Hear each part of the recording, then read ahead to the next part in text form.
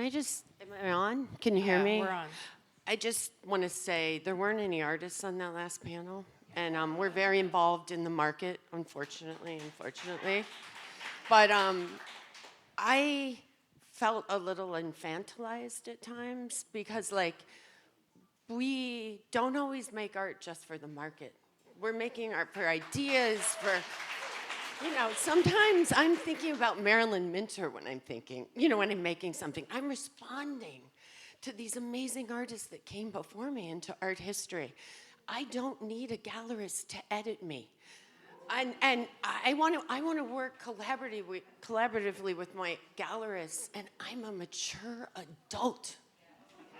Sorry.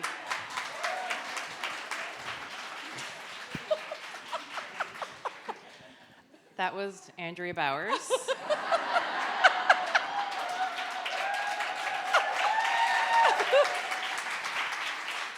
Doing what she does best. Sorry. Speaking up. And Amy, I love you. No, it's so great to be here at Comal. Thank you so much, Cecilia. This is such a privilege, and I'm still kind of pinching myself that we are here and doing this. So thanks to the entire team and for everyone for showing up. We're going to take a step back and take a breath, because that's what we do at Glenstone Museum, where I have been the founder and director for like the past 20 years.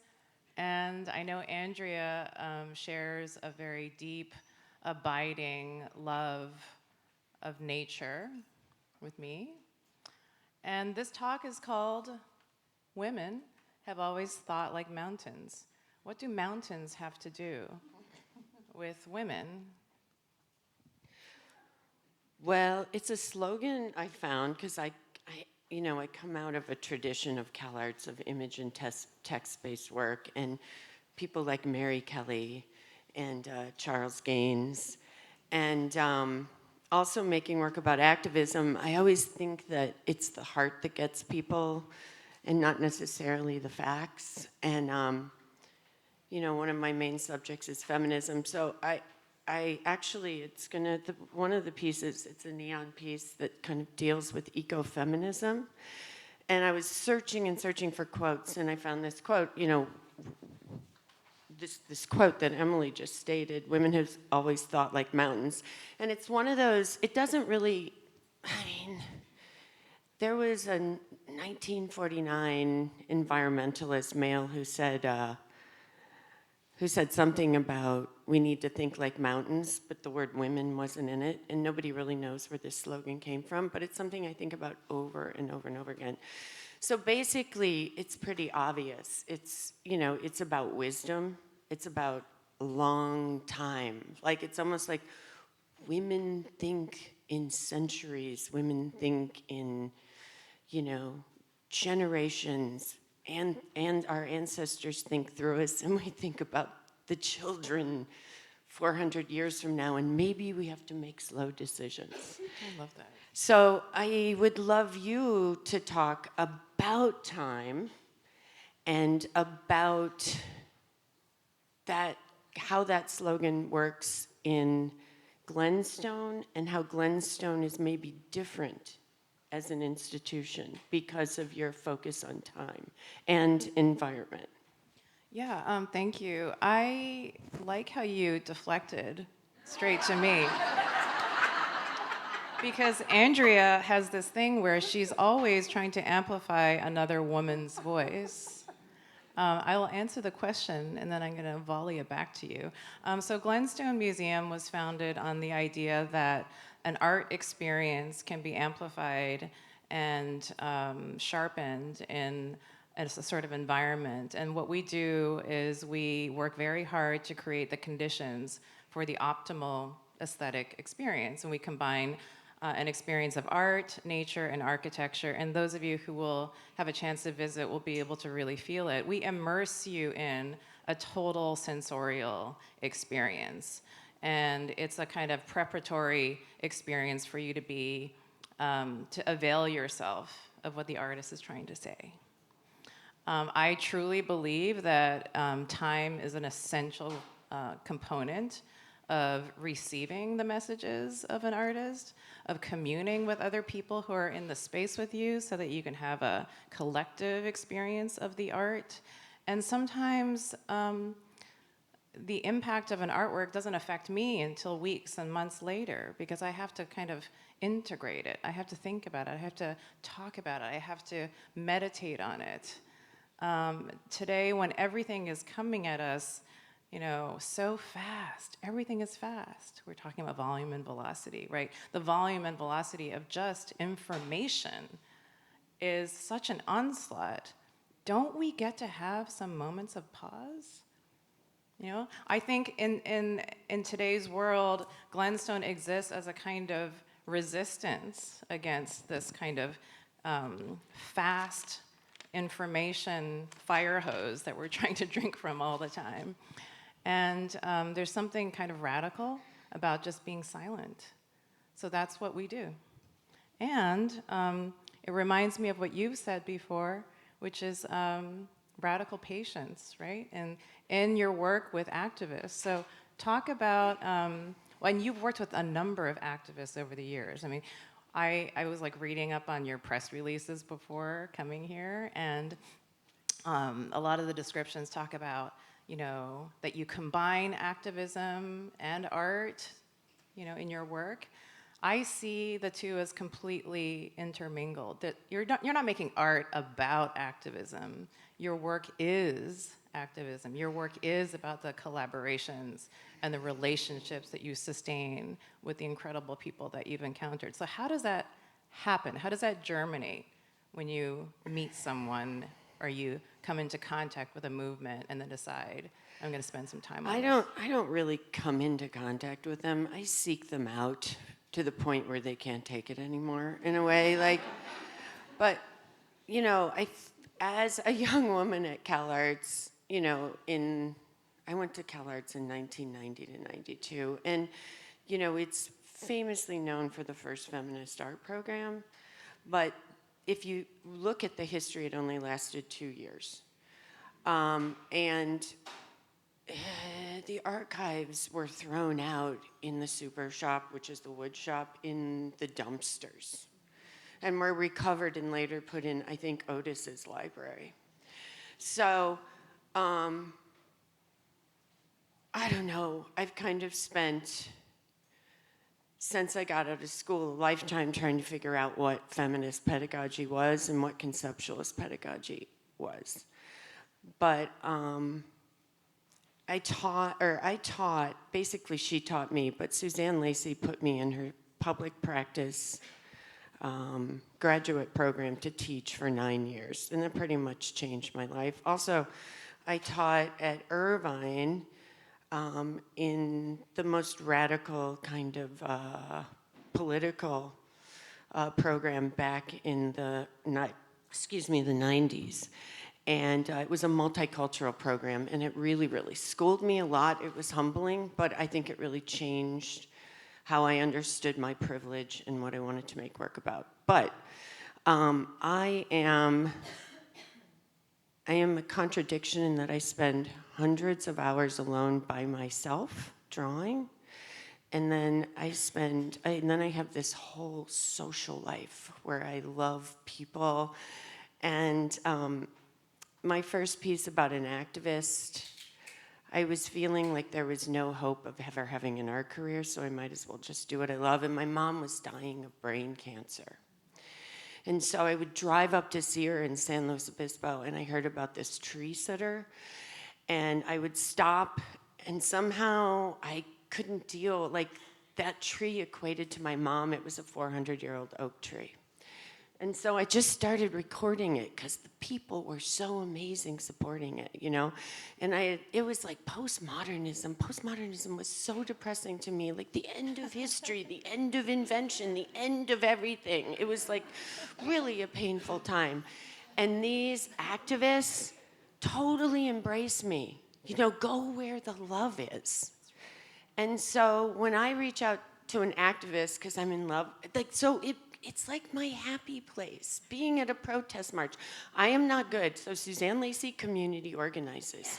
I am terrible. If you do not have my politics, I cannot get along with you. Like, I am, like, put me on the front line to scream and get arrested, you know? Put the old white woman on the front line, you know? But, like, so I've had to learn what my weaknesses are and try to make them a positive. So I work with activists who I just want to be in their presence, and how can I be of service? That's my first question. If they don't want to work with me, there is no reason. If I don't have anything to offer them, and I have to be really honest about what can and most likely won't happen. But generally, you know, a lot of what I do is, yeah, fundraise, like document, but really, I mean, over the years, they're my friends, right? Like, we're friends. I mean, we get in fights, we get in arguments, we stay at each other's houses. Like, they're some of my best friends. So it's really building long-term relationships. I'm not doing it to make art. I'm just passionate about activism. And, you know, Huey Newton said, if all you can do is spit, then spit for the revolution. Like, I make art for the revolution, you know? That's all I'm trying to do, is make the small changes I can make in my lifetime. Is that, okay. But can we go back to, like, okay, so what is so exciting about Glenstone is the landscape. And I think the most radical thing that I might do in my lifetime is that I have this little house in the high desert and in LA, and I've been planting native plants and kind of bringing back like native plants to these kind of destroyed landscapes. And I think that might be the most important thing I do in my lifetime. And so I look at Glenstone. I mean, in the space I'm in, there's a window that looks out onto the grounds, and I just feel like it's the most sublime thing, and I can't even compete with that, so I basically hung chairs in front of it. But maybe you can talk maybe you can talk about the massive, incredible project. When I pulled in, by the way, there was a red fox playing in the snow. Like, it's incredible. The amazing thing about nature is that if you leave it alone, it just is inexorable. It comes back, right? Like during COVID, we had no visitors because nobody was going to museums. And I was really depressed because we couldn't do what we always did, which was welcome the public to Glenstone. So what I did to soothe myself was I went on long walks around the grounds, and there's 300 acres of them, so I spent a lot of time walking. And what I found after the first few days of not a single vehicle, not a single piece of equipment, no other human, presence, was groundhogs, appearing, foxes appearing, deer in groups, birds like you wouldn't imagine. And it's spring, right? It's April of 2020, and that's when they come out. And I was so humbled in the face of what nature does, what she always does, right? Is we're just coming back. Like, it's safe to come out now. So we don't have to do much. We just have to be mindful that that we are custodians of this beautiful land. And I think one of the things that you respond to at Glenstone is our commitment to sustainability, right? So for the past 16 years, we have not placed a single chemical on the Glenstone grounds. It's something that, and I'm gonna bring it to something that's very personal to me, which is that I'm a mother, and my 2 kids are here. I'm not gonna point them out because they'll be embarrassed, but they're somewhere amongst you. And at the time when I was pregnant, I started researching into pesticides and other things that were bad for the environment. I had 2 dogs and a cat, and I thought, well, the dogs aren't gonna, if they're running around outside and they're using Roundup on the turf, this can't be. And then I thought, oh my God, I'm about to bring a life into this world. So I talked to the grounds team. Long story short, we decided to eliminate every pesticide, and we've been operating in this way. And one of the things that people don't understand is that You don't have to go ugly for a couple years. You can switch to a completely organic landscape maintenance protocol. I know this is a little boring. This is not really what we're talking about today, but it is possible, and you can do it on a large scale, and we're a model of that success.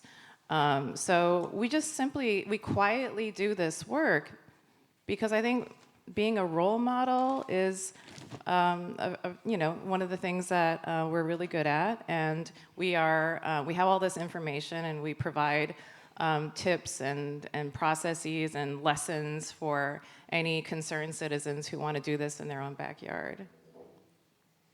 And the exploitation of nature, yeah, there's so is much. the same as the oppression of women. That's it's right. The same forces. That's right. Right. Can I just say though, I'm the co-chair of the Environmental Council at MoCA in Los Angeles. And one of the things we're doing is we're asking every artist who shows to come up with strategies of sustainability in exhibiting their artworks and, installing their shows. So I felt like I had to really step up to that. And Nora, who's here, and Emily sent me the floor plans, and they were like, how would you like to design your space? And I was like, so I ignored them for 3 months.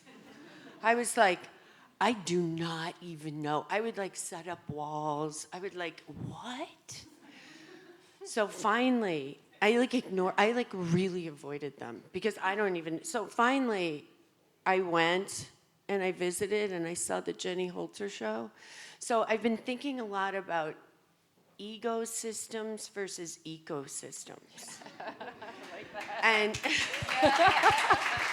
And I thought, okay, maybe my ego thinks I should rip down these walls and get rid of Jenny Holzer's space, or do I deserve to be in Jenny Holzer's space? It's that whole lineage of amazing women that's going on. And I just thought, I'm just going to leave it the way it is because I couldn't bring myself to tear down walls, throw it up, rebuild walls. I hope Jenny's okay with that.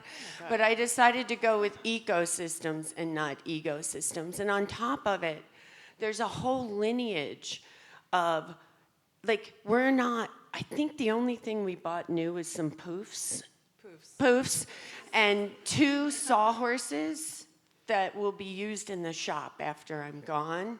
But all of the furniture came from other artists, exhibitions, and there's a lineage of amazing artists that I'm using their stuff. And then one of the women, the installer who made the amazing bench? Nancy made benches, beautiful benches out of crates. And they're beautiful out of old crates. So I'm so proud that we accomplished that. It's really so exciting. It's really cool. It's really I'm very cool. proud of that. How are we doing with time? I have no idea, but I'm going to keep going. Okay. So, can we talk about toccata? Yeah. Because I want to focus on your slogan, grief equals hope, right? Yeah, well, okay, that's kind of a different thing. We can go to different Tokes, thing. because I want to talk about, we have an amazing Lakota artist in the room, and Standing Rock, was, can we, okay. So I want to talk about grief and hope. Okay. But I think there's a video that I did. I went to Standing Rock, and it was really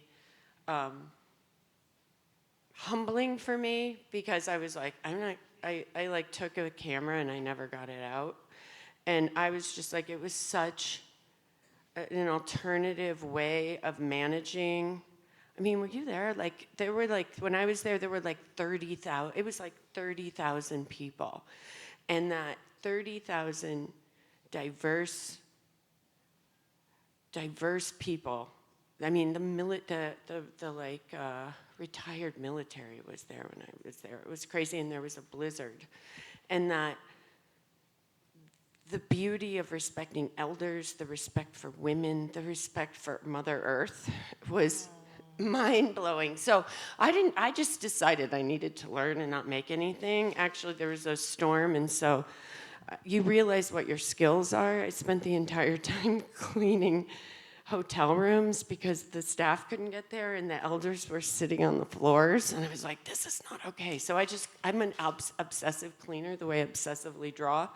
So I cleaned hotel rooms, and I realized maybe that's my greatest skill too. So, but later, like I said, I have all these friends who are activists, and I have this big old house that I bought years and years and years ago in LA. So it's kind of a center. Right now I'm not there, and there's 3 activists staying there without me, and that's just the way it goes. And the first tree sitter I ever made a video with, he and I went to Standing Rock together, and he introduced me to this amazing, she works with children, she teaches them to tell their stories, she's a videographer, and she was at Standing Rock for 3 years, Santina Pelosi, and I was like, we had met, she was staying at my house, and I was like, the only person I'm really disappointed that I didn't get to meet is Toccata Iron Eyes. And she was one of the spokespeople, the youth spokespeople, and both her parents were really involved in the Standing Rock movement.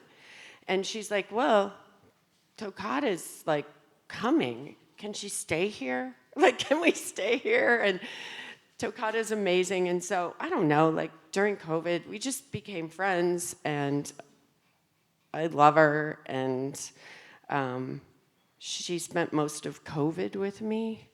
But we decided several years after Standing Rock, I asked her if I could make a video of her going to all of her favorite sacred sites in South Dakota and just talking about the history and why it mattered to her. And it was 5 of us in a truck, and we just drove around, and it was crazy and wild. But I don't know, they were living on Pine Ridge Reservation, and I just wanted to make sure her mom and dad were okay with this, because this 17-year-old was arranging this. So, got their permission, and, her mom was like, Toccata's really smart, and she gets really bored, so this is an awesome adventure for her. So I just wanted her permission. But yeah, I mean, that's one of my proudest pieces, I think. She's so brilliant and so articulate.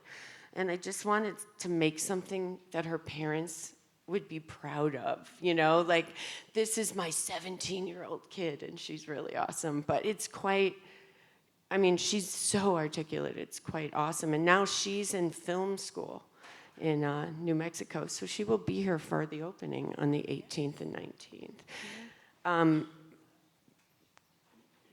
We're really excited to open your show at Glenstone. This is a plug for Glenstone. We're opening on March 19th, the largest survey of your work to date. It's huge.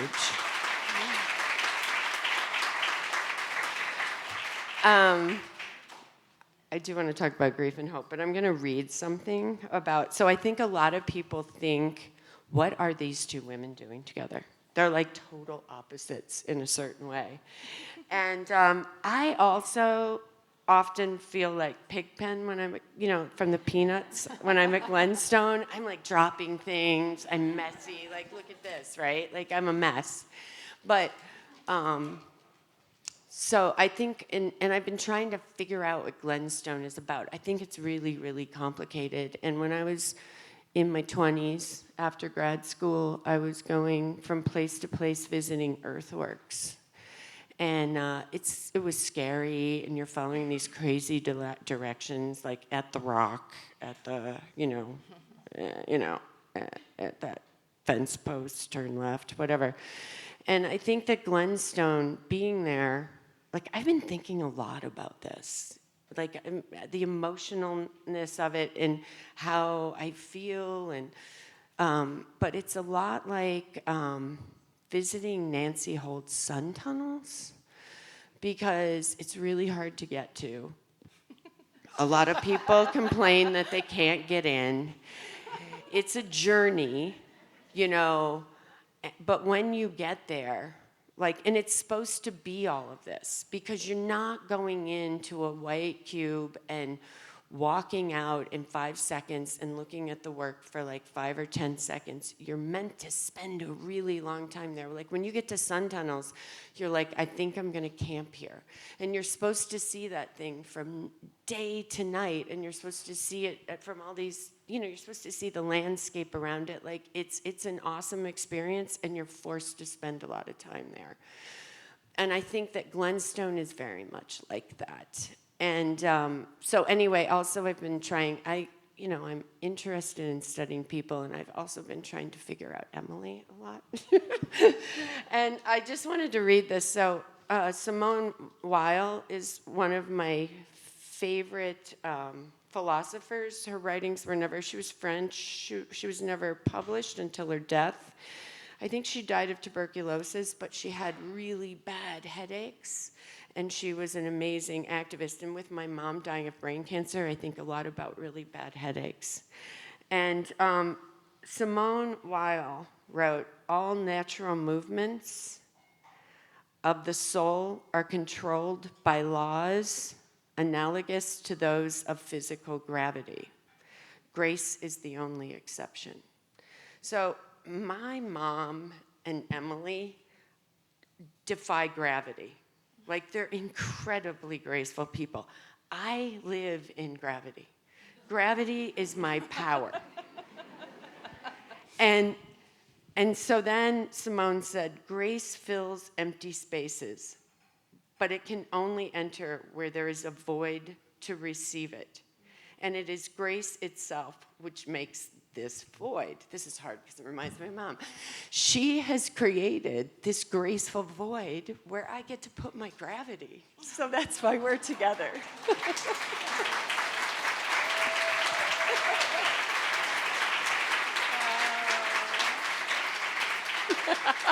Oh, I even made Connie a little emotional. So, yeah. That's amazing. So, so grief and hope. Grief and hope, yeah. So I made this neon a while back in Uptiber, at the Uptiberg, which was like, I have bucket list exhibitions. That was one of them. I've been thinking a lot for years about eco-grief, and I think we all experience it. Like, when that bird goes extinct, when those homes burn up, right? The fires, anything that disappears. And I feel like it's a grief that we immediately push away, right? Like we just push it away because it's so hard to deal with. And so I feel like we have to feel it. I think women have been trained to feel, and we really have to feel that grief. And but we also have to keep hope. So I made this sign. It's just a neon that kind of, it doesn't flash. It fades from grief to hope. So there's moments where you only see hope. There's moments where you only see grief. And there's moments where you see both words. I'm installing that when you sit in the chair and look out in the fields, the beautiful landscapes at Glenstone, you'll see the grief and hope sign. So I'm like trying to expand the exhibition out into the landscape. But also, when the fires occurred, I just want people to remember that art and activism are like the same. They are the same thing. So when the fires occurred, I lived very close, but so many of my friends were affected, in Los Angeles, in the Palisades in Altadena. And so 5 of us, artists and art workers, started a fundraising campaign and a mutual aid campaign to everybody was doing individual GoFundMes, but nobody was doing a big batch GoFundMe. And so don't ever do anything without art administrators. They rock. Those of you in here, you all can work on like 25 platforms at once. And I'm just chasing through one. Yeah. Like, it's amazing. But what we ended up doing was creating a list, a questionnaire. So we had the first list of artists and art workers affected and a complete list of what they needed. And we had, I think, probably around 235 volunteers collecting all this data, doing mutual aid, trying to connect people who offered things with people in need, and we ended up raising $2 million, and we kept none of it. So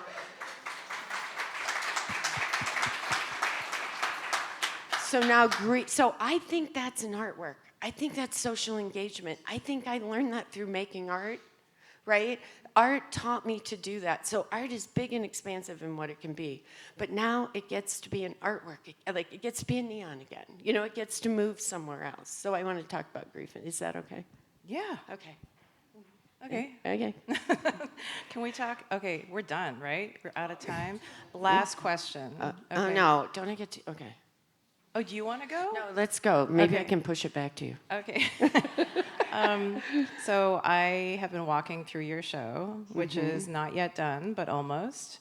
And, you know, with all of these heavy topics that we talk about, climate justice, you know, the degradation of the environment, body autonomy, which is constantly at risk, all these freedoms getting taken away from me, you would think that the prevailing feeling of going through an exhibition that addresses these head on in the way that you do, that you would be left with a heaviness. But there's something kind of magical alchemy that happens in your show because it's so achingly beautiful. And there's so much beauty, there's so much joy. And I just wanted to ask you, how in the world do you do that? Like, how do you allow for joy and love and beauty to just luxuriate in those galleries when there's such big problems that we urgently have to fix? So I'm not making work about the problems. I'm making work about the beautiful, positive, incredible activists who are fighting for rights and social justice. And it's my job to draw attention. I gotta bring the visuals to the movement. The ACT UP group and the aesthetics that they did, I think changed everything, those New York artists. And it's my job to use aesthetics as a tool to elevate and get people's attention and to try to change people's minds about these issues, but also to celebrate the joy and power and beauty of the activists doing this work. So I get to use beauty. Because at CalArts, Michael Asher, Charles Gaines, don't use aesthetics. You know, it can't be entertaining. Like, the aesthetics were so problematic, right? Because form should follow the content. You know, the most important thing we have as artists is our voices. So all of you, when you're looking at work, if you're not an artist, try to figure out what we're trying to say and not just if it's pretty or not, because some of us don't really care. So, yeah, I use aesthetics as propaganda. I'm trying to change your minds with the pretty stuff because I don't believe in universal aesthetics, but I do believe there are aesthetics of a moment, you know? So yeah. Great. I think we're done. Thank you.